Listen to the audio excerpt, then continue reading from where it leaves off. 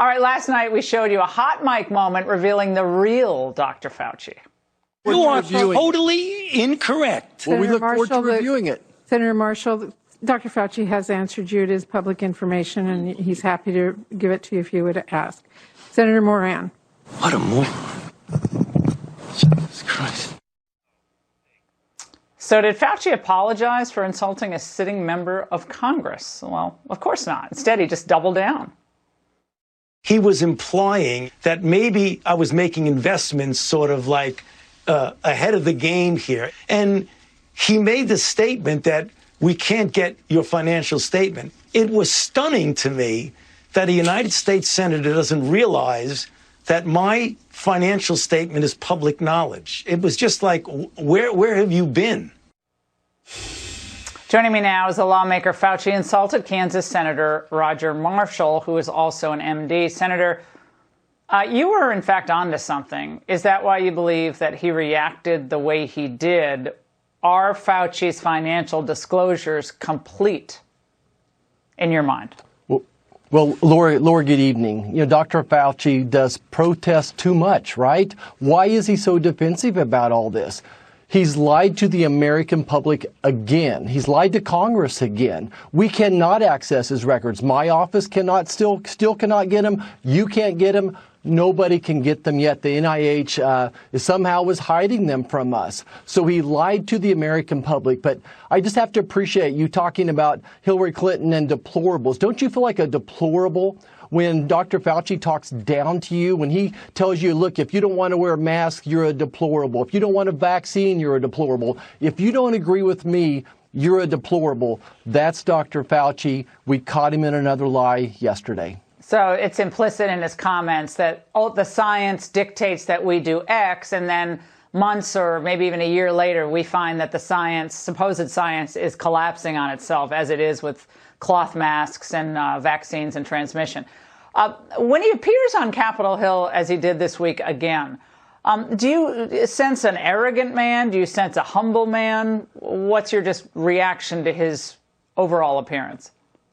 Yeah, I think overbearing, very narcissistic, very full of himself, that truly he believes that he is the science and that nobody can disagree with him. I feel so bad for Dr. Walensky going on making her rules saying you can go back to work after 5 days, and then Dr. Fauci hops on TV and says, oh, but you need a test first. When I suggested yesterday that, look, 59% of Americans don't trust you, Dr. Fauci.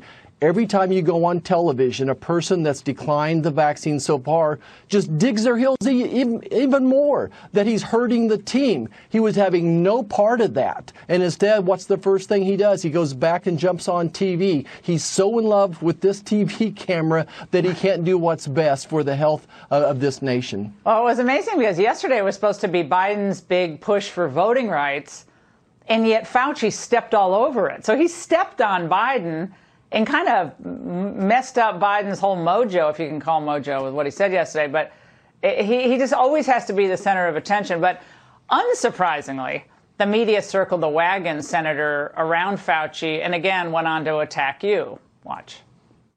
Dr. Marshall knows better. They all know better. The GOP chooses to demonize and stigmatize the top, or essentially the country's top public health official. It is designed to deceive, and it does push us to a more dangerous place, where hard partisans stop trusting our public officials.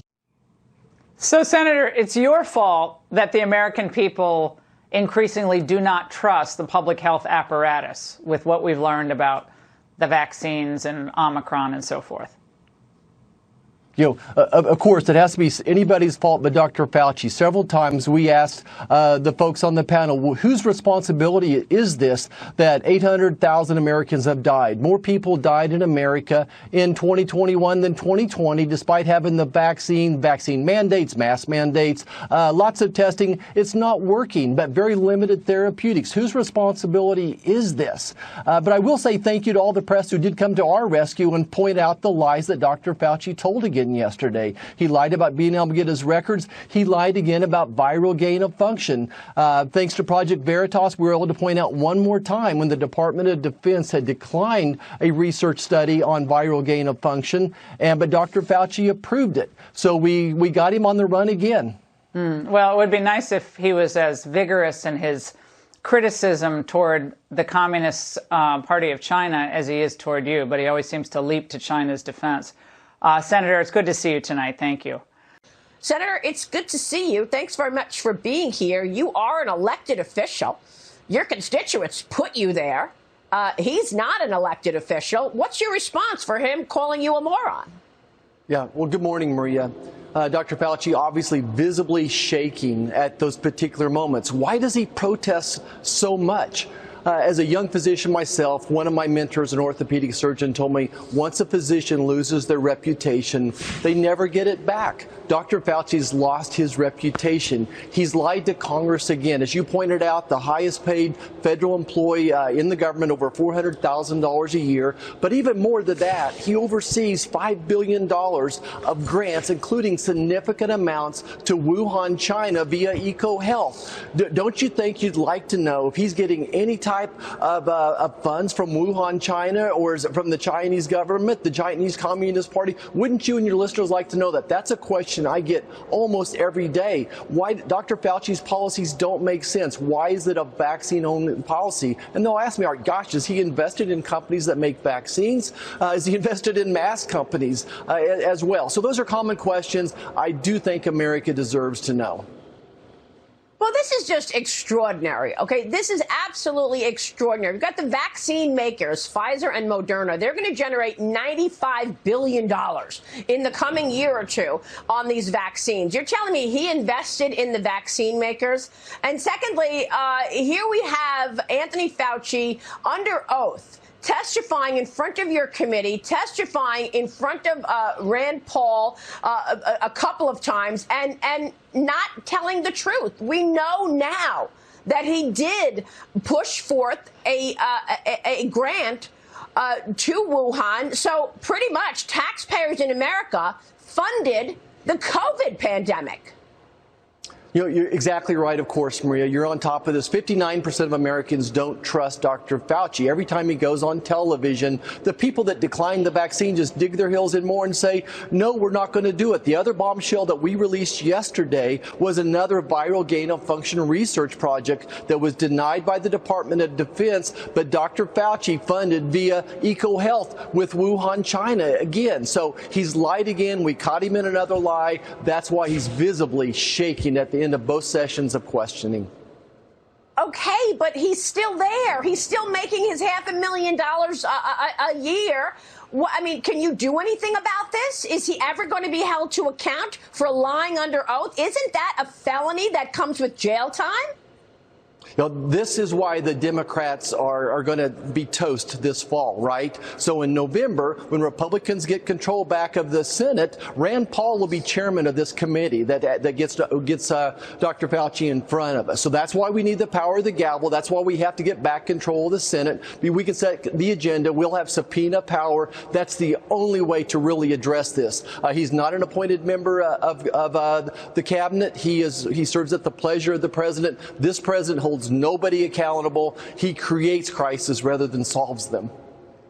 This is, again, extraordinary. You know, we'll see if you get the gavel, because your colleagues on the left want to jam through a voting bill that may very well arguably keep them in power forever. Senate Majority Leader Chuck Schumer moving forward with the Democrats' federal election bills. He says he's going to use a Senate loophole to start debate on legislation. This main hurdle, obviously, is the 60-vote filibuster threshold. But Schumer is threatening that Monday there's going to be a vote to blow up that filibuster if Democrats don't get their way. Will they be able to get away with this? Well, look, so far, Joe Manchin and Kyrsten Sinema standing tall once again in the face of the president, trying to represent their states, right? But you talk about hypocritical. 25 current senators signed a letter in 2017 begging the Republican Party to keep this filibuster, but now they're against it. And just to simplify things, when you hear the word filibuster, your viewers need to think about the Supreme Court. They want to get rid of the filibuster so they can control the Senate, so that they can make Puerto Rico and D.C. a state, and then pack the Supreme Court and federalize elections in their favor. It's very simple. The filibuster has worked great for years. It helps create more certainty, which businesses prefer. I mean, I've never seen anything like this. This is like a dictatorship, Senator. What are you going to do about this other than wait for November? It is 299 days away from the November 8th election, by the way, for those of you counting at home. Yeah, we're going to stick together, right? I've never seen the Republican Party so together, such a cohesive unit standing up to this. So number one is we're going to stand together. We're going to keep reaching out to Joe and Kirsten. And I think there's some others that understand. Those 25 senators that signed that letter before that are still in the Senate, how are they going to go back to their constituents in their states and explain in 4 years when we control the White House and both sides of the Capitol? How are they going to explain to them as they see legislation go in a different direction, correct? So we're going to keep fighting. We're going to make sure that Americans know that they're hypocrites. It's just incredible. He's buying the stocks of the vaccine makers as he's forcing the vaccine down everybody's throats, and Joe Biden is putting mandates in place. Never seen anything like this, Senator. This will go down in history, in the history books, as one of the most shameful times for our country. Senator, we'll be watching the developments. Thanks very much. You should wear that moron comment as a badge of honor, sir. Senator Roger Marshall this morning in D.C. Thank you, sir.